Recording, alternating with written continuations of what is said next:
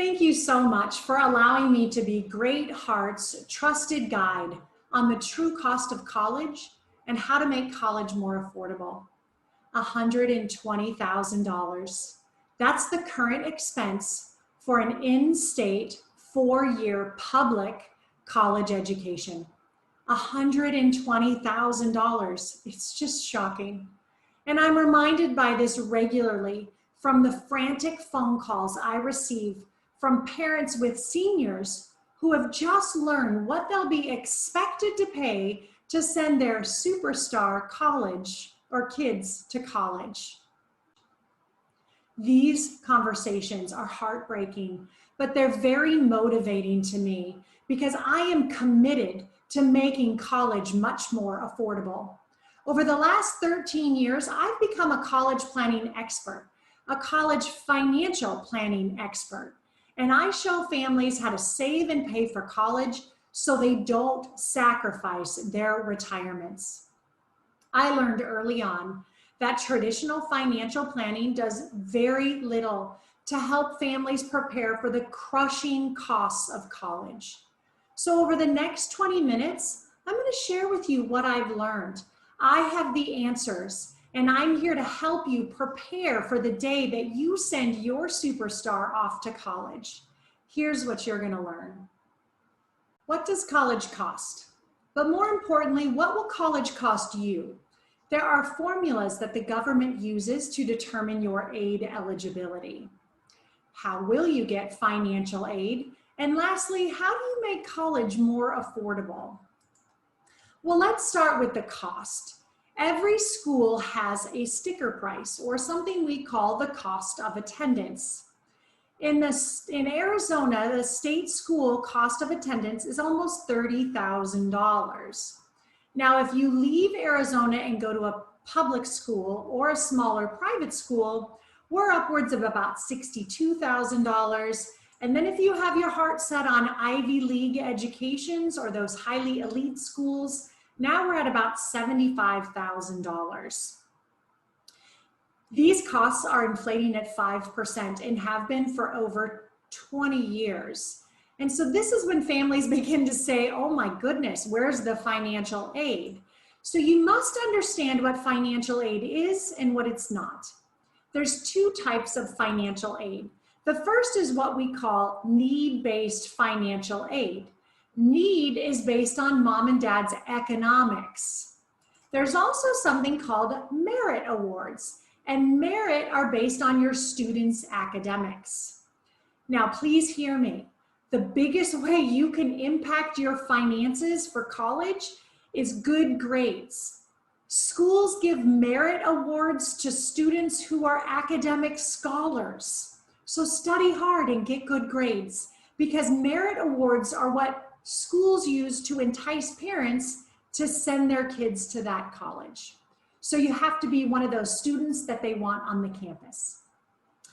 The rest of the presentation is going to talk about what you're expected to pay based on your economics. So it all starts with something called your expected family contribution, or EFC. Your expected family contribution is how much the government says you can afford to pay to send one student to college. And it's based on these factors: mom and dad's income, mom and dad's assets, students' income, students' assets, number of students in college at the same time, parents' age, and number in the household. So let's look at that baseline formula. So we'll start first with the parents' contribution. They're going to look at your income, and that is your gross income. Or you can say it's your adjusted gross income and add back any contributions you make to qualified plans like a 401k, a pension, an HSA. It really is your gross income. Then they're going to look at your assets, and your assets include everything: brokerage accounts, cash, real estate. Now, it does exclude money already in a retirement account, cash value life insurance, and annuities. Those three assets are excluded from the equation, but they're not done yet. Now they're going to look at your student's contribution. Now, If you have a student that's earning income less than $4,500, great. But if they earn any more, it could negatively impact your need-based financial aid.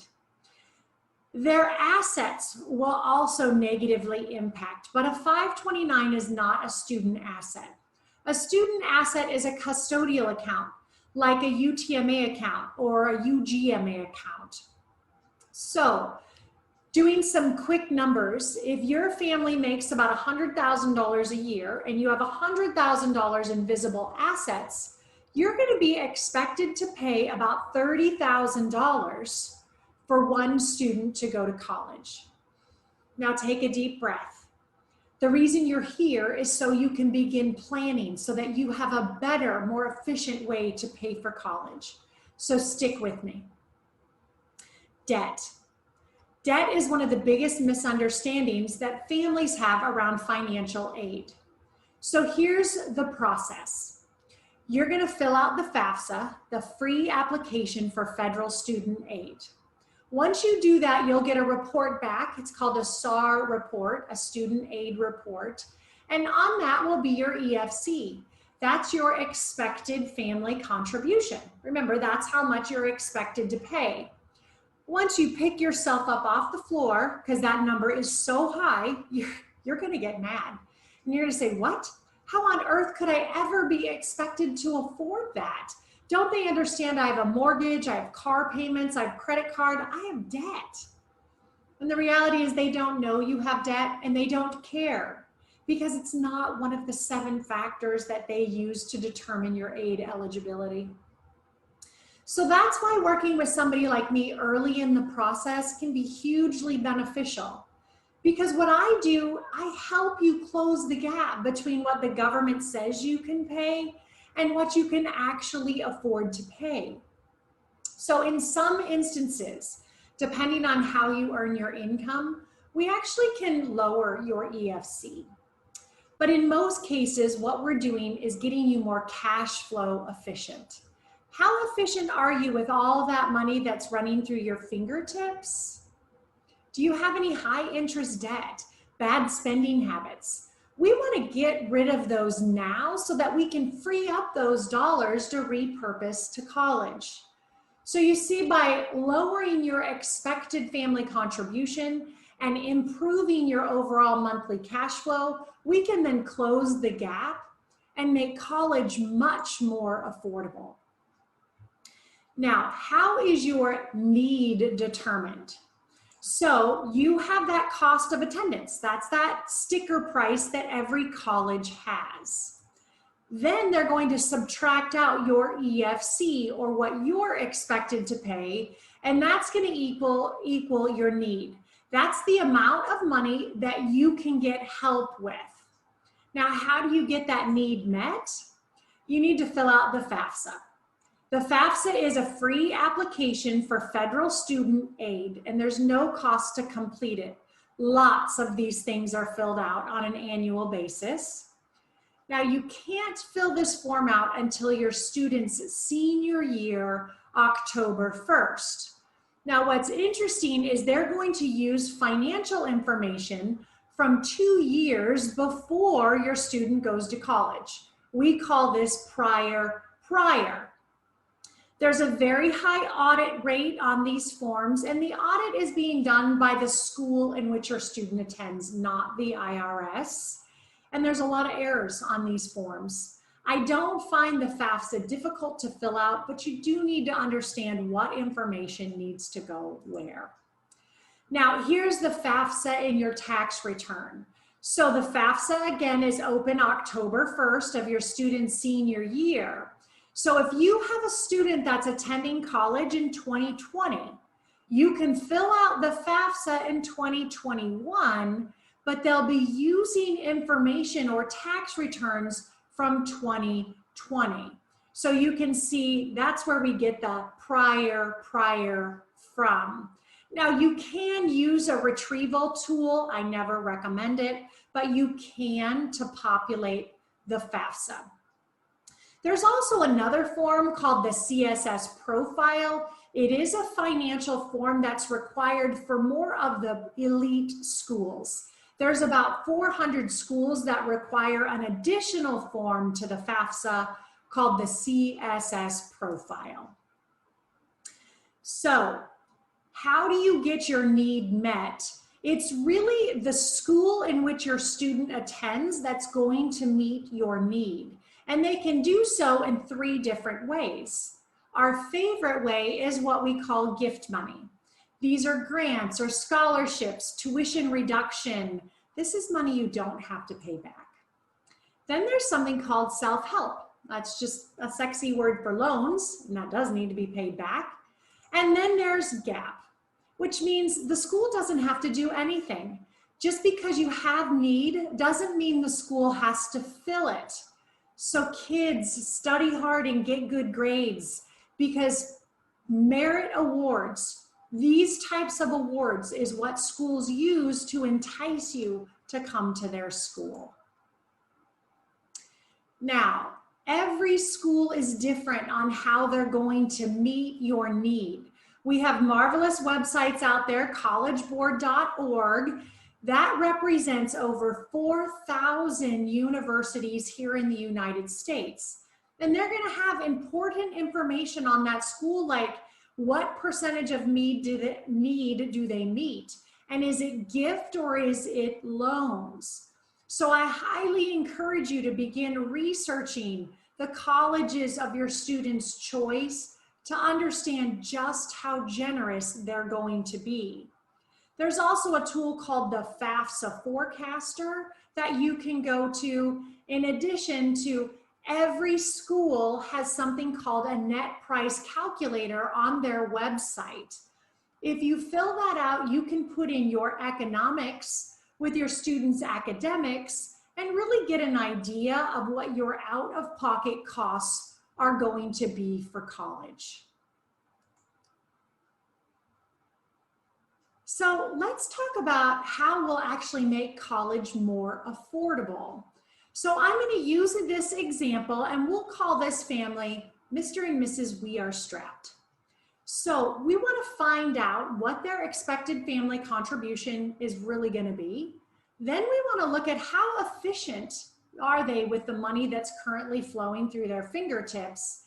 And is there a smarter way for them to pay for college? So let's look at their situation.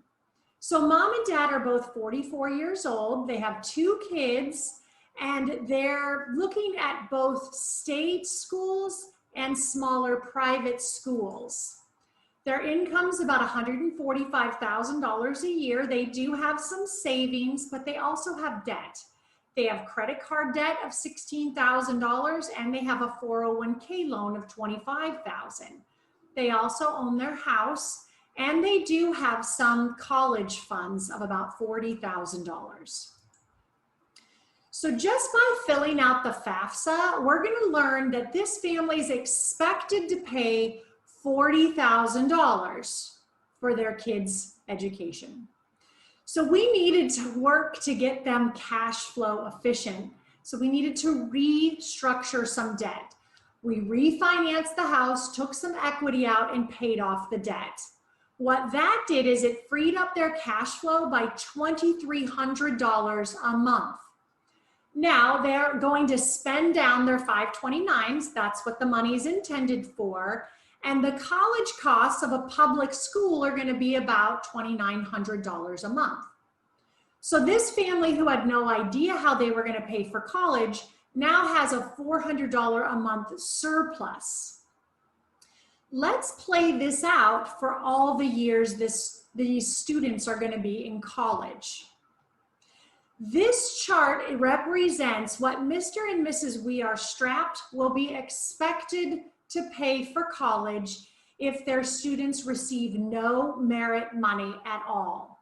So here's the years, here's their 9th grader's age, here's the 9th grader's expense, here's their 7th grader's expense, here's what they're expected to pay, and this would be annual savings needed to support that college education.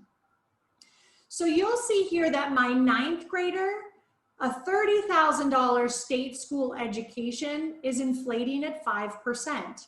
So 5 years from now, it'll actually be $34,000. Now, Mr. and Mrs. We Are Strapped will be expected to pay that full cost. Now, when I have my second child go into college, or I have 2 kids in college at the same time, something interesting happens for Mr. and Mrs. We Are Strapped. They will now be eligible for need-based financial aid.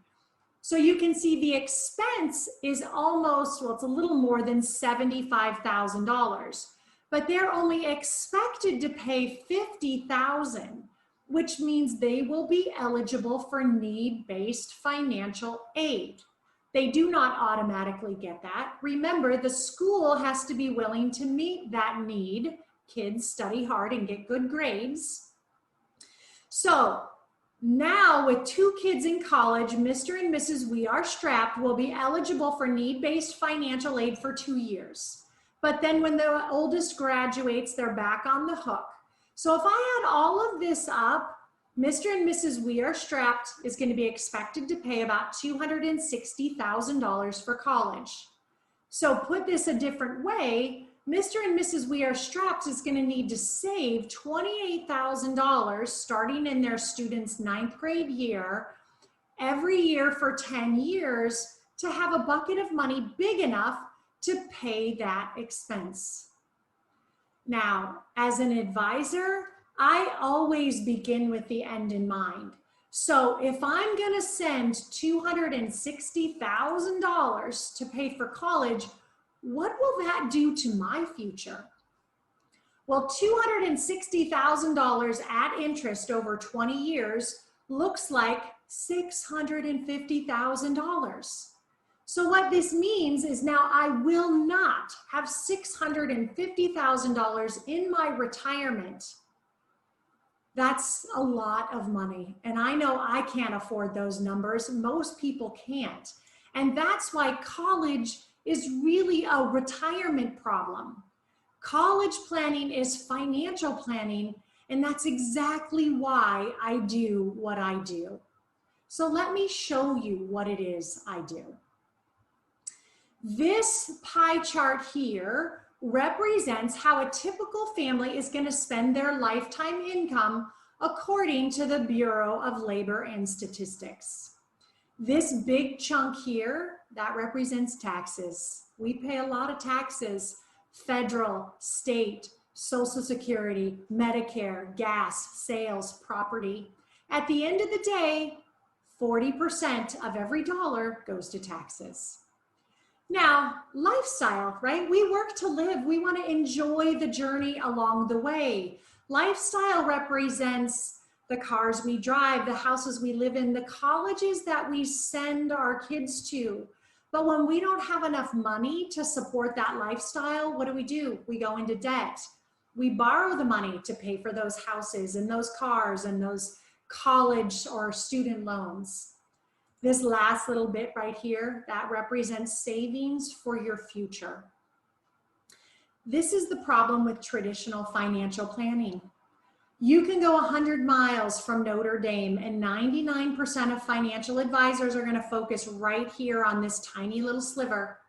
They're going to ask you, how much money do you have? Where's it at? Oh, I can get you a better rate of return. Now, what makes me unique and different is that I focus on this 90% first. I show you how to get more efficient with this huge chunk of your wealth. If I can show you how to send less money to taxes, and I can show you how to lose less money to debt, that then frees up money that we can put back in your lifestyle and maybe even a little towards your future. That just seems smarter to me. Here's a smart guy. This is Albert Einstein.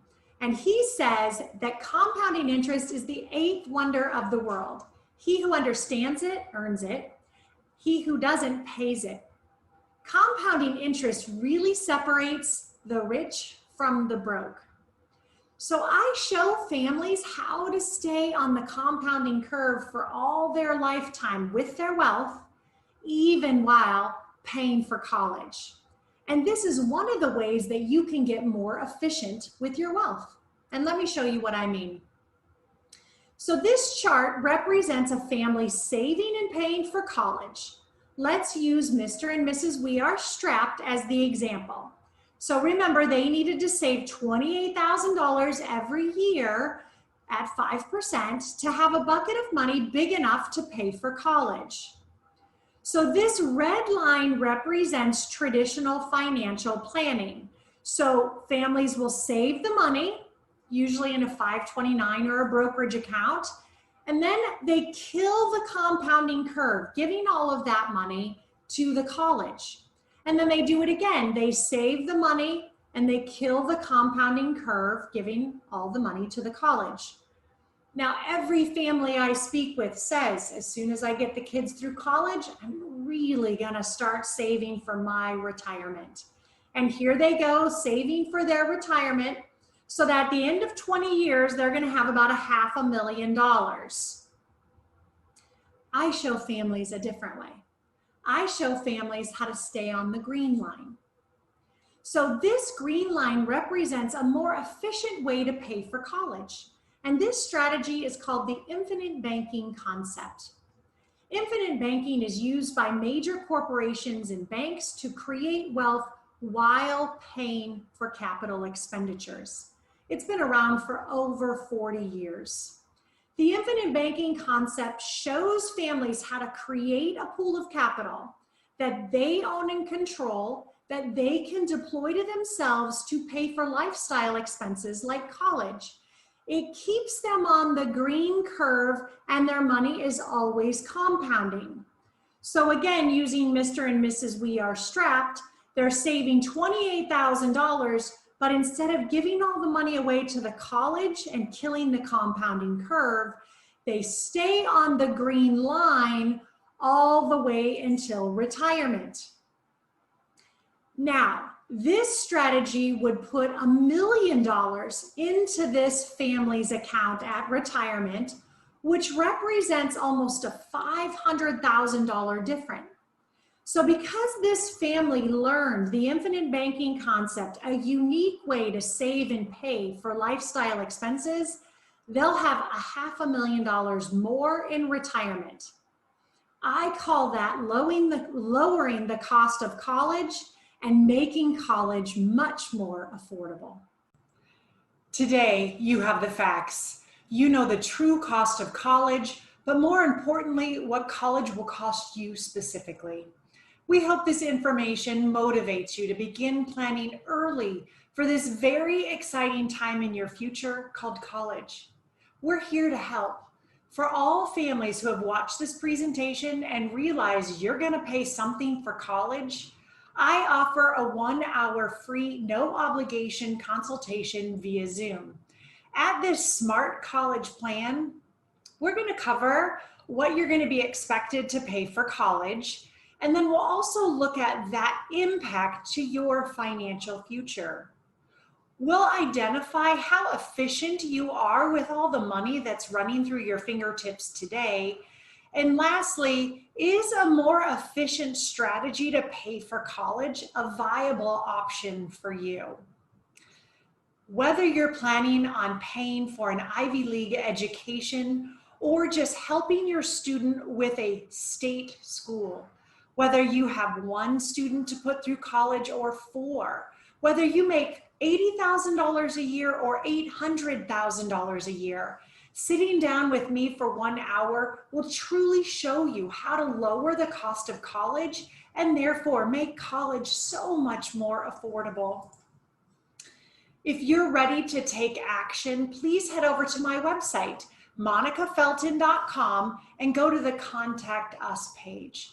I'd ask you to fill out this form, including the year in which your student will graduate, dates and times where mom and dad can meet, and also the school in which your student attends. I do have some requirements for this meeting. The first is that I ask for lots of information, things like income, assets, debt, tax returns. And it's not because I'm nosy, it's because that's what I need to give you what you want. I'm also do require both mom and dad be on that call. These are expensive times, and I promise you everyone gets involved. And lastly, I do my calls Monday through Friday from about 9 a.m. to 4. Now, I look forward to helping and hearing from each of you who want to prepare financially early for the day you send your superstar to college.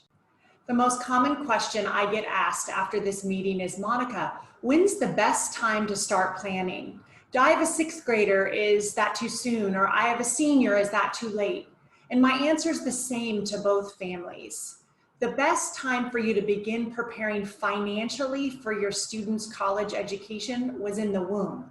The next best time is today. Thank you so much, and I wish you only the best preparing financially for the day your superstar goes off to college. Make it a great day.